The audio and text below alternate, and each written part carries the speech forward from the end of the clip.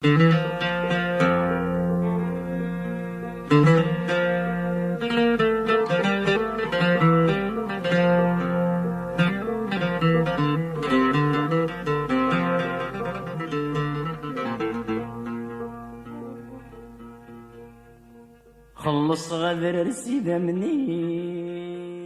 rêve de l'Algérie presque chaque soir. Mon pays, ma patrie. On rêve encore plus de l'Algérie quand on est loin d'elle. Comme on dit, loin des yeux, près du cœur. Quand je parle de l'Algérie, je dis que c'est un pays au mille et un paysages.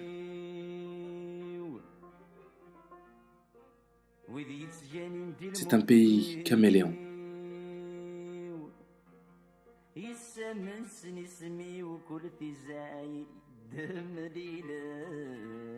L'Algérie est grande. Elle fait 4 fois la France. C'est le plus grand pays d'Afrique.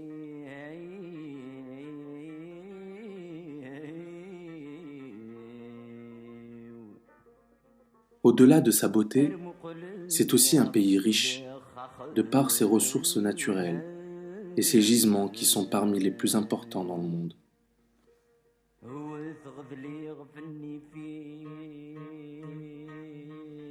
J'ai voulu réaliser un documentaire sur mon voyage de vacances en Algérie et montrer ainsi la beauté de mon pays, et particulièrement de la Kabylie.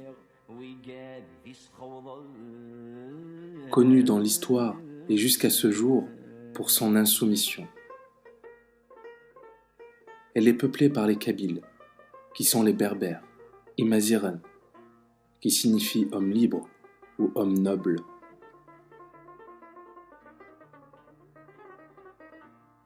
Voici l'histoire de mon voyage chez moi en Algérie, dans ma Kabylie.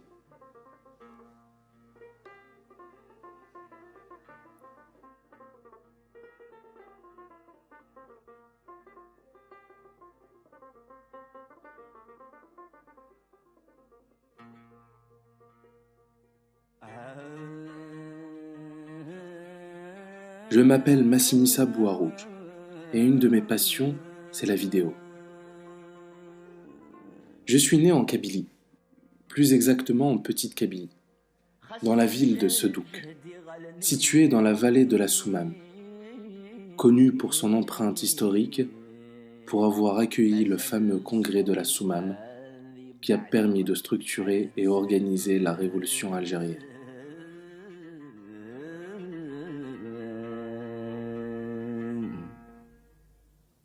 ناني قرصد ودرر كتشي نور تحذير ضانا بنادم بنادم يقرب من زوجنا يرسا ناني قرصد ودرر كتشي نور تحذير ضانا. Comme beaucoup de mes compatriotes vivant à l'étranger, je me précipite dès l'atterrissage de l'avion pour rejoindre mon village, Takahat, et rendre visite à la famille, les amis, les proches, et surtout aller se recueillir sur la tombe de ses parents, et dans mon cas, mon père, paix à son âme.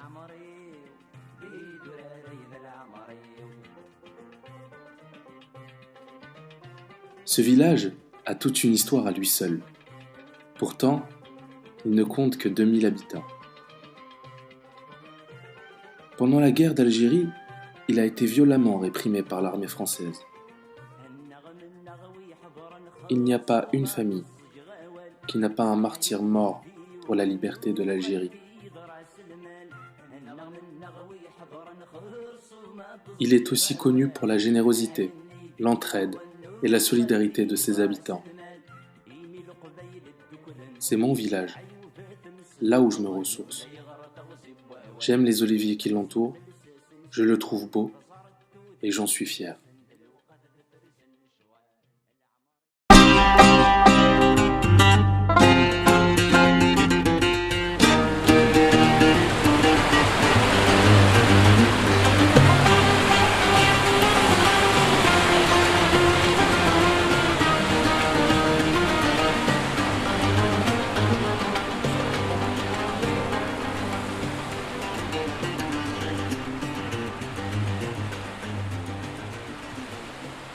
pris la route, direction la plage. D'abord Tichy.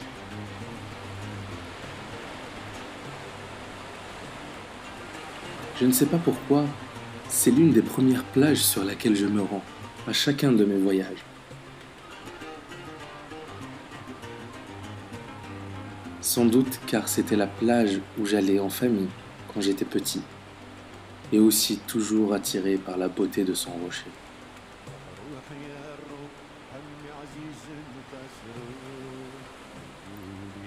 Aujourd'hui, je regrette Tichy de mon enfance. Car avant, la plage était propre et l'eau était si transparente qu'on voyait les poissons y nager.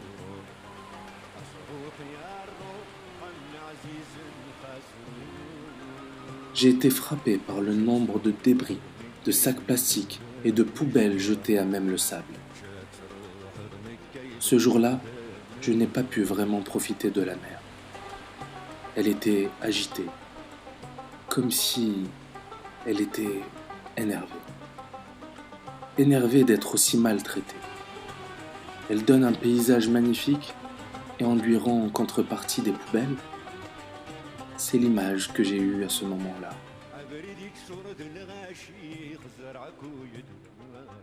Je me suis pressé de quitter Tichy pour prendre de l'altitude à 660 mètres. J'ai voulu rendre visite à Yemma-Goreya, le mont qui surplombe la ville de Béjaïa.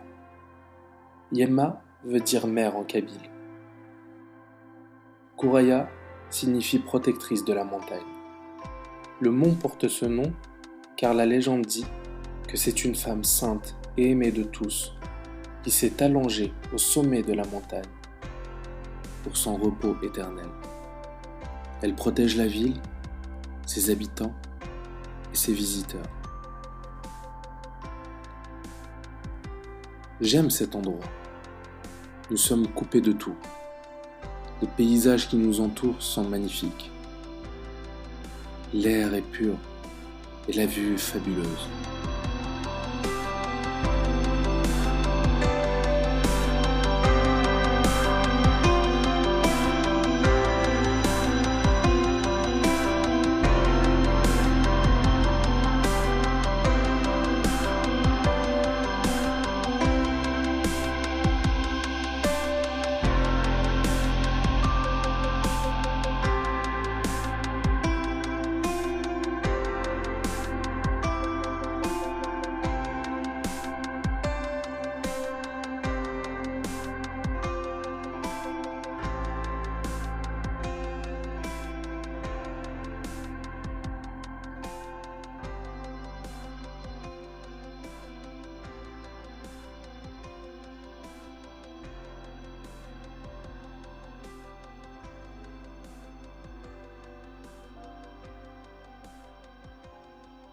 J'appréciais ce moment, mais il y avait quelque chose qui a changé. Ce n'était pas comme dans mes souvenirs. Il y avait un nuage noir qui m'empêchait de voir au loin, et surtout d'apercevoir les beaux reliefs des montagnes environnantes.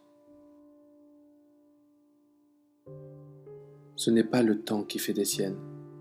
Il fait tout de même 38 degrés.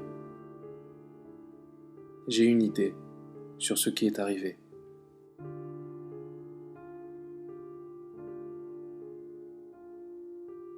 Je commence à me sentir mal.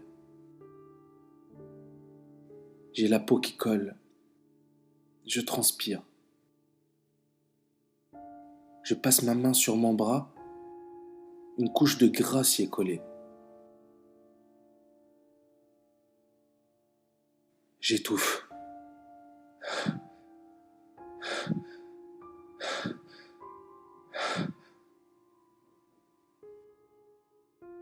Tout devient évident.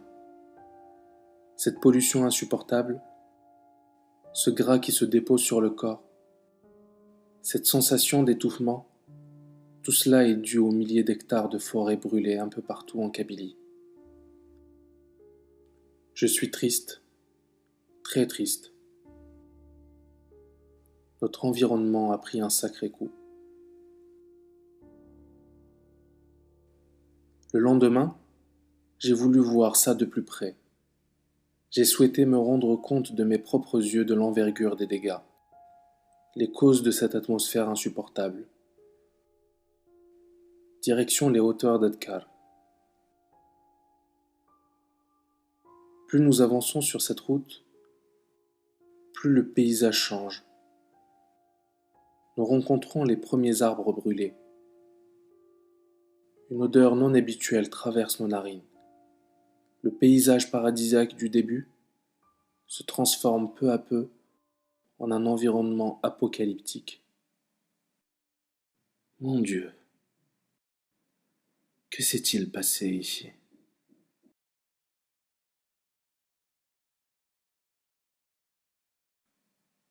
Après quelques minutes d'horreur, j'ai voulu rentrer.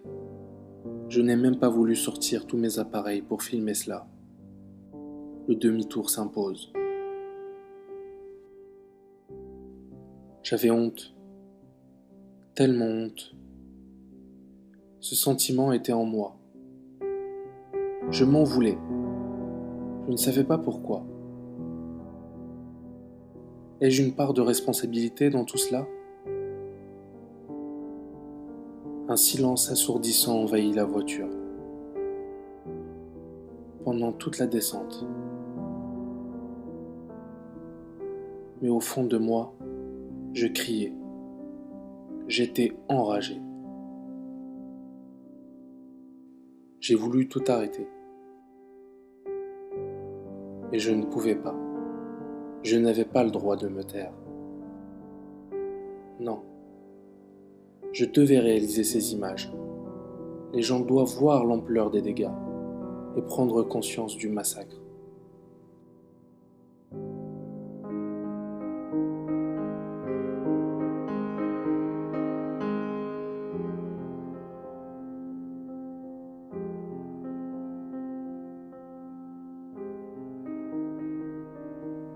J'ai pris la route du littoral, direction Boulimat, puis Saket, puis Terrant. Je me suis arrêté sur le bas-côté et je me suis plongé dans ce paysage qui était entre anges et démons. D'un côté le paradis, de l'autre l'enfer. Je ne croyais pas ce que j'étais en train de voir. En réalisant ces images, j'avais les larmes aux yeux. Mes mains tremblaient. J'avais peur. Pourquoi ? Pourquoi cette terre brûlée ? Pourquoi ces arbres millénaires anéantis ? Pourquoi ? Cette forêt habituellement paradisiaque, qui nous accompagne tout le long du trajet effectué sur cette route du littoral, qui nous donne envie de rêver, de réfléchir, de penser. Aujourd'hui, il n'en est rien. Que s'est-il passé ? La réponse était juste à côté. Je dirais même juste à mes pieds.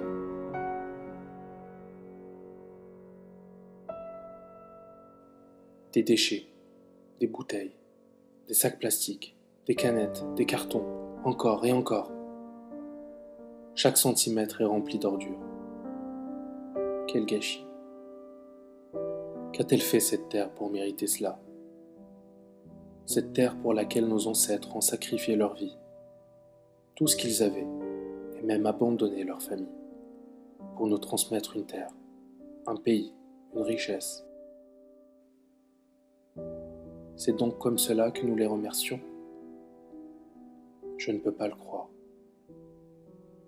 Où est passée cette fierté d'être algérien ? Cette fierté d'être berbère ? Cette fierté dont tout le monde parle ? Cela commence par un simple geste. Ne rien jeter dans la nature. Jeter les déchets dans la nature, ce n'est pas sans conséquence. Ils y restent longtemps, parfois très longtemps. Un simple mégot de cigarette peut faire des ravages, et les dégâts sont visibles. Les poubelles amassées saccagent le paysage. Les feux de forêt se multiplient. et l'impact sur l'environnement est désastreux. Nous avons tous une part de responsabilité et nous pouvons y remédier. C'est de la responsabilité de chacun. Il faut sensibiliser, les grands comme les petits, éduquer et enseigner à chacun l'intérêt de protéger l'environnement.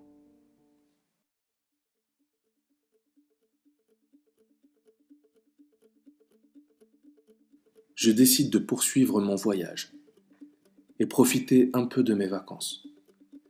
Et surtout, de ne pas rester sur ces images tristes et négatives.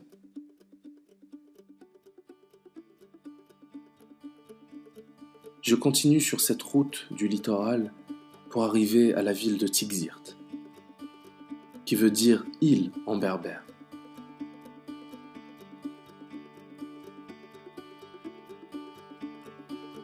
Cette ville, j'en suis tombé amoureux.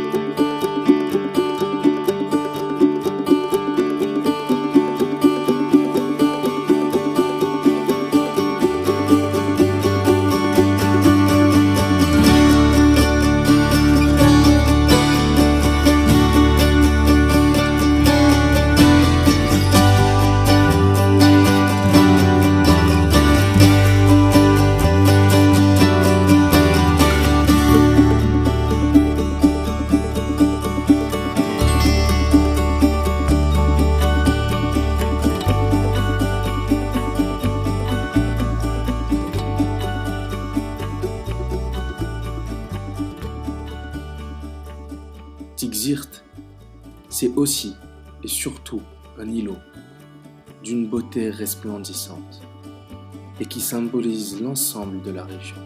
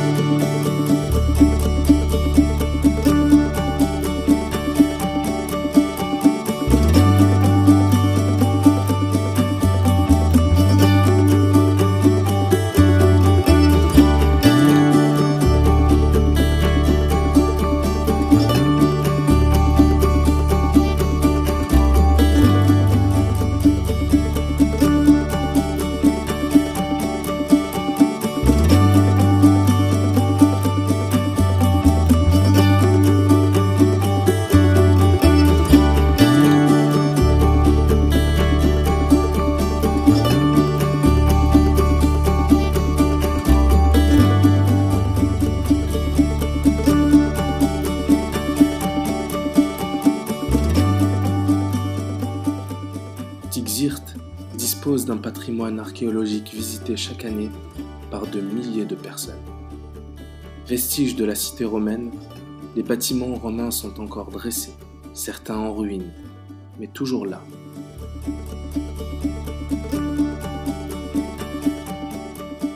Le tourisme est le secteur majeur de son économie. Elle a tellement de succès qu'elle est depuis plusieurs années confrontée à de sérieux problèmes d'infrastructure. Sa taille ne lui permet pas d'accueillir autant de fans.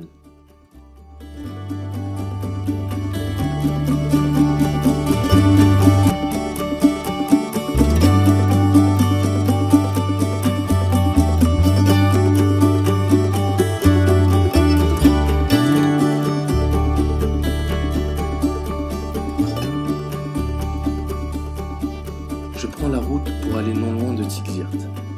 À seulement quelques kilomètres, je retrouve un petit paradis, la plage de Tiza.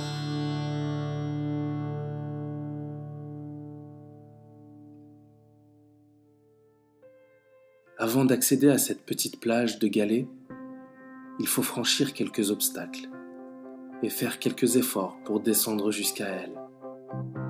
Ça fait partie de son charme. C'est le deal pour profiter d'un endroit merveilleux.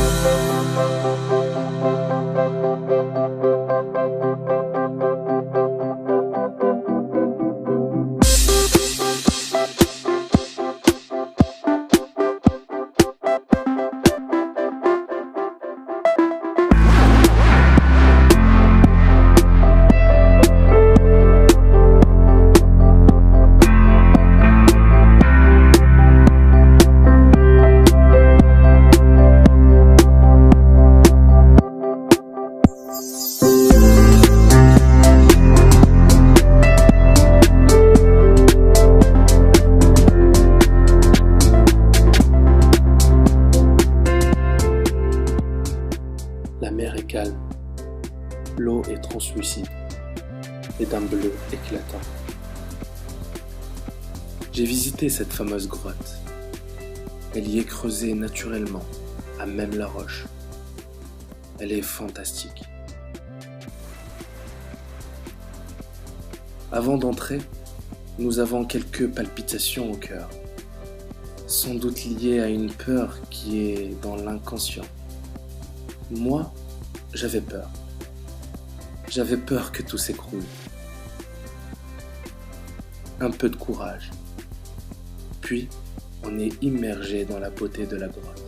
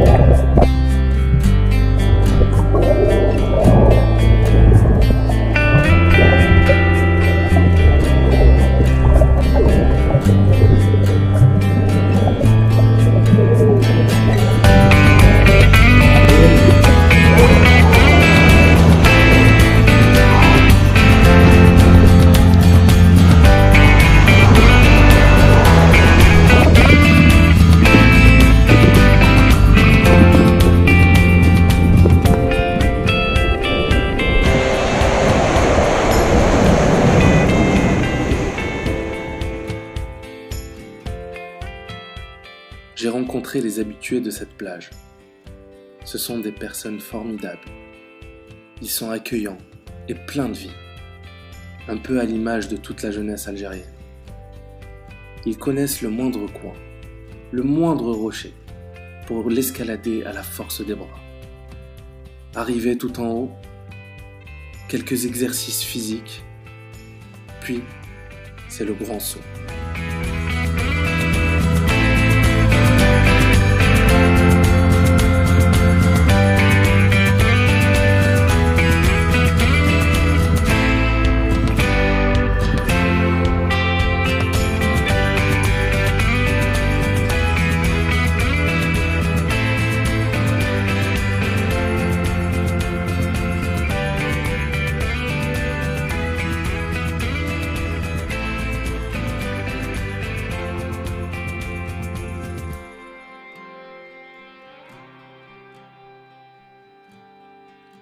Je quitte mon pays, avec plein de souvenirs. Certains beaux, d'autres frustrants. J'ai mis quelques mois avant de me remettre de ce voyage et revoir les images. Certaines sont magnifiques et d'autres horribles. C'est ainsi. La vidéo prévue pour montrer la beauté de la Kabylie est finalement tournée pour sensibiliser à la protection de l'environnement. J'espère qu'elle fera prendre conscience à beaucoup de l'importance de protéger la nature. N'oubliez pas, un petit geste quotidien suffit parfois.